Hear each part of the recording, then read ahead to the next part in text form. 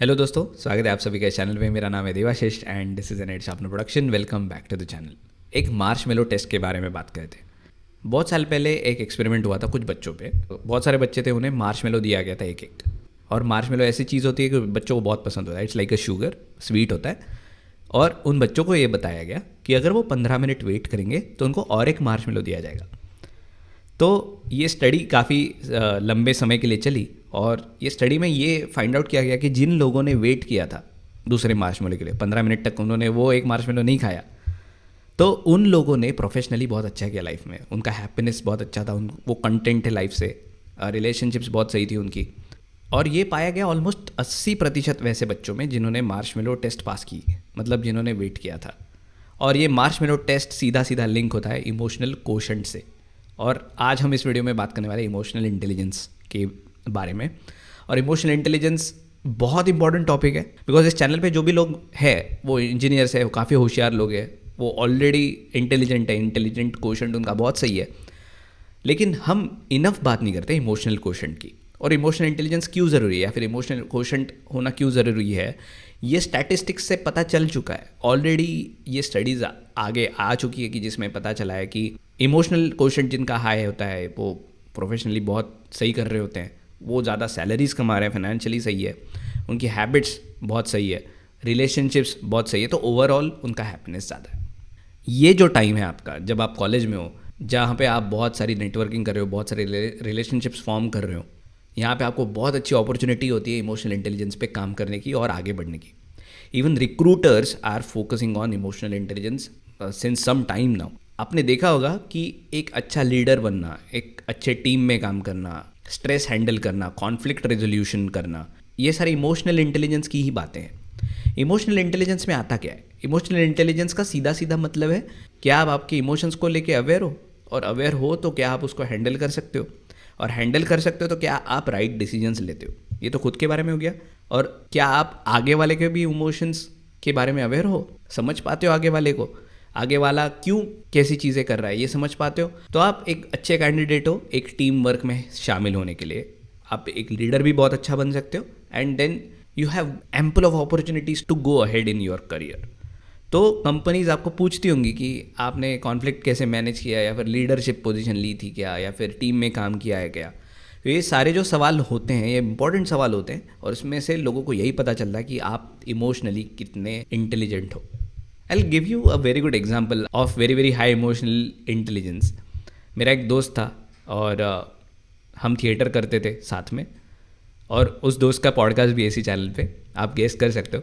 Anyway, तो वो दोस्त और मैं थिएटर करते थे and he was academically junior to me, but वो मेरी उम्र का था। जब हम प्ले करते थे तो I was directing the play, तो नेचुरली सबको मेरी सुननी पड़ती थी बात। That person use to call me sir, Deva sir. पूरा प्ले के टाइम मैंने उसको कुछ नहीं बोला, बट जैसे ही प्ले ख़त्म हुआ मैंने उसको रिक्वेस्ट किया कि यू कैन कॉल मी देवा नाउ, और ये बोलने के बाद उन्होंने प्ले ख़त्म होने के बाद मुझे देवा भाई बोलना शुरू कर दिया। ये जो शिफ्ट था बहुत स्विफ्ट था, बहुत सही था, लेकिन उनके पार्ट में कितना इमोशनल इंटेलिजेंस है देखो। बिकॉज ही न्यू कि वो प्ले जब चल रहा है तो उस प्ले में पीएचडी के लोग थे, सीनियर लोग थे, और मैं था एमटेक का, और मेरे से बड़े उम्र वाले लोग थे जो रिस्पेक्ट कमांड कर सकते हैं। लेकिन उस प्ले की ज़रूरत ये थी कि एज ए डायरेक्टर मेरी बात लोगों ने सुननी चाहिए, and him being the same age as me he decided to start calling me sir. उससे हुआ ये कि बाकी लोगों के दिमाग में ये हो गया कि नहीं इसकी सुननी चाहिए, क्योंकि somebody is also calling him sir. मेरे को कोई सर बोले ऐसा मैं नहीं चाहता था, लेकिन because of his act it became even easier for me to direct the play and command everybody. तो ये उसके पार्ट पे, मेरे दोस्त के पार्ट पे बहुत ही सही चीज़ थी, एक इमोशनली इंटेलिजेंट चीज़ थी। क्या आप आगे वाले की सिचुएशन समझ पा रहे हो? उसने समझी। क्या आपने एक टीम का इन्वायरमेंट समझा? उसने समझा, और उसने उस हिसाब से एक डिसीजन लिया, और वो प्रोफेशनल रिलेशनशिप आखिरी तक बहुत अच्छे से रखी। और जैसे ही वो ख़त्म हुआ we went back to something that we were comfortable with. तो उसने हायरार्की समझी। तो ये समझना एक इमोशनल इंटेलिजेंट पर्सन का काम होता है कि क्या मैं जो कर रहा हूँ वो मेरे इमोशन से ड्राइव हो रहा है। अगर उसको लगता कि ये तो मेरी उम्र का है तो मैं इसको देवा बोलूँगा, तो उससे हो सकता था कि बाकी भी लोग शायद बहुत फ्रेंडली वे में चले जाते और जब जो चीज़ सुननी चाहिए वो मैं शायद कमांड नहीं कर पाता। तो ये वो चीज़ समझा, इस वजह से ये मैं एग्जाम्पल आपके साथ शेयर करना चाह रहा था। आप, मेरे को पता है आपकी प्रोफेशनल रिलेशनशिप्स कई सारी होती हैं, लेकिन आप हमेशा किसी के साथ एक ही तरह से ट्रीट नहीं कर सकते या फिर एक ही तरह से पेश नहीं आ सकते। आप आपके प्रोफेसर के साथ कभी कभी फ्रेंडली हो जाते हो या फिर आपके प्रोफेसर को कभी कभी आप अच्छे से रिस्पेक्ट देते हो, अलग अलग फेजेस होती है। लेकिन अगर आप आपके प्रोफेसर के साथ एकदम ही फ्रेंडली हो हमेशा, तो प्रोफेसर को लगेगा ये सीरियस नहीं है बंदा या फिर ये बहुत ज़्यादा एरोगेंट है, जो भी है, कुछ भी लग सकता है। तो कब कैसे बात करनी किसी के साथ, ये इमोशनल इंटेलिजेंस पर्सन का लक्षण है।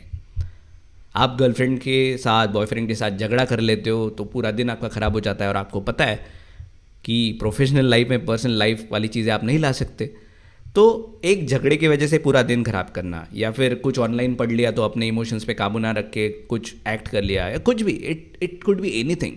तो आपके डिसीजन मेकिंग गलत होते हैं, और अगर आपके डिसीजंस गलत हो रहे हैं इन सारी वजह से, तो शायद आपको इमोशनल क्वोशंट पे काम करना ज़रूरी है। इमोशनल क्वोशंट पे कैसे काम करना है, इस पे आते हैं। अभी मैंने एग्जांपल्स तो दे दिए, इमोशनल इंटेलिजेंस क्या होता है ये भी बता दिया। तो इस पे काम कैसे करना है, बढ़ाना कैसे। तो सबसे पहले मैंने जो बताया, खुद के इमोशंस के बारे में अवेयर हो जाओ, ठीक है। अवेयर होने के बाद आप राइट डिसीजंस ले रहे हो क्या, इस पे रिफ्लेक्शन डालो। और उसकी बात की स्टेप है कि लोगों के इमोशंस जान के रिलेशनशिप्स बेटर करने की कोशिश करो। अपने इमोशंस के बारे में अवेयर होने की एक निंजा टेक्निक ये है कि डायरी लिखो, हर रात जो भी हुआ सब कुछ लिखो, और उसमें इमोशनली आपने जो भी किया या फिर आपके इमोशंस कैसे थे उसको कैटेगराइज करने की कोशिश करो। ये हर दिन नहीं करना है आपको, ये स्टार्टिंग में करना है। जब आपको ये पता चल रहा है कि आपने पहली बार ऐसा कुछ सुना है और आप काम करना चाह रहे हो, तब जाके करना है। कुछ 15 दिन, 1 महीना आप डायरी लिखो, जर्नलिंग करो, खुद के इमोशंस के बारे में अवेयर हो जाओ कि आप कौन से इमोशंस में ज़्यादा रहते हो। एनालिसिस करो, आप सब होशियार लोग हो, ये सब आप कर सकते हो। आप इमोशनली कौन से डिसीजंस लेते हो ये भी देखो। जैसे मेरा एक दोस्त था, अभी इंडिया वर्ल्ड कप हार गई थी तो इतना दुखी हो गया कि उसने अपनी बैट तोड़ दी। तो ये डिसीजन इम्पल्सिव हो गया, एकदम इमोशनल होके कुछ ले लिया और वो बाद में वो उसको रिग्रेट कर रहा है। मैंने भी ऐसा किया था, गुस्से में मेरे स्टूडेंट्स को मैं बहुत डांट देता था, तो बेचारे मेरे से दूर चले जाते थे, चीज़ें बताते नहीं थे, डाउट्स नहीं पूछते थे। तो मैंने भी वो कम किया था। तो ये अवेयर होना और फिर रिफ्लेक्शन डालना, गलतियाँ ही तो करनी है। जो भी कर रहे हो आप दिन में, जो भी गलतियाँ हो रही है इमोशनली आपसे, वो सुधारनी है, इसलिए जर्नलिंग करना है।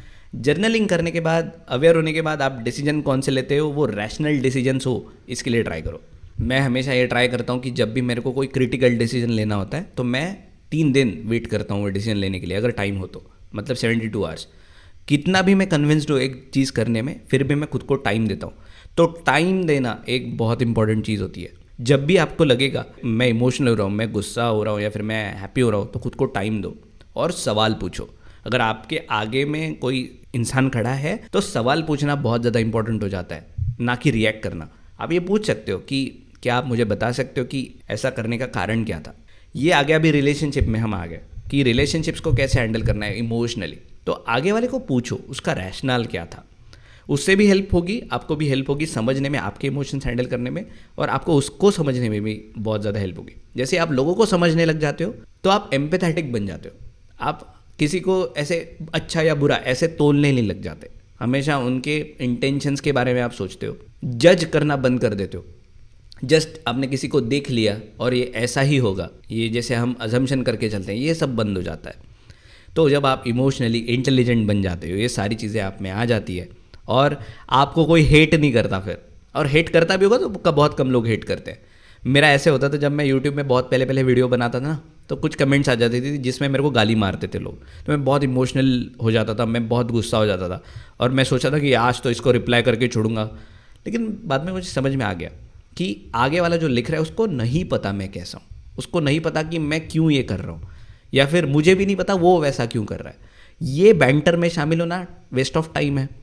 तो टाइम भी बचने लग गया और मेरी इमोशनल स्टेट भी अच्छे रहने लग गई। मैं ये सोचता ही नहीं हूँ अभी कि कोई अगर बुरा भी लिख दे वीडियो में तो उसको थोड़ी पता है ना मैं कैसा हूँ, या फिर मुझे नहीं पता वो वैसा क्यों लिख रहा है, शायद पापा ने डांट दिया होगा, लिख रहा होगा।